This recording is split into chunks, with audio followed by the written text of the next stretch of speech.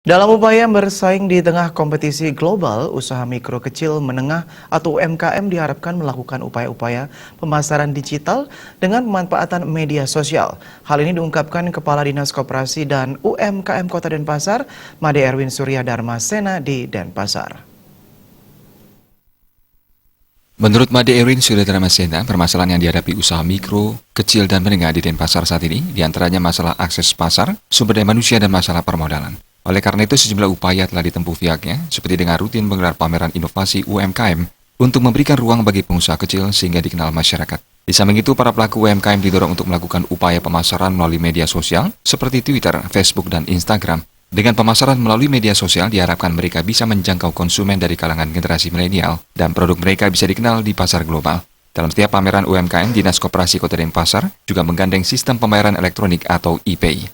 Pun juga dengan dunia semakin canggih, semakin cepat berubah ini, maka UKM-UKM itu harus juga memahami strategi-strategi.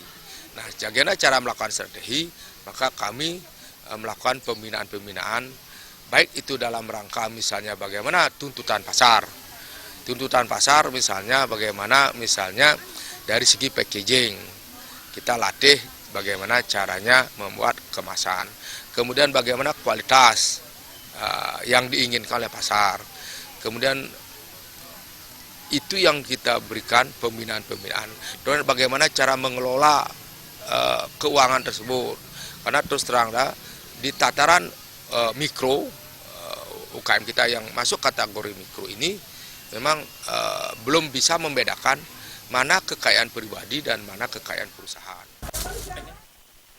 Made Erwin Surya Dharma Sena menambahkan, selain melakukan upaya-upaya pemasaran dan pembayaran secara digital, hal yang tak kalah penting bagi para pelaku UMKM juga harus meningkatkan kualitas produk yang dihasilkan, memperbaiki sistem pengemasan produk, dan memperbaiki sistem pengelolaan keuangan perusahaannya. Saat ini di Tenggarai masih banyak pelaku usaha kecil yang mencampur adukan keuangan pribadi dan uang perusahaannya.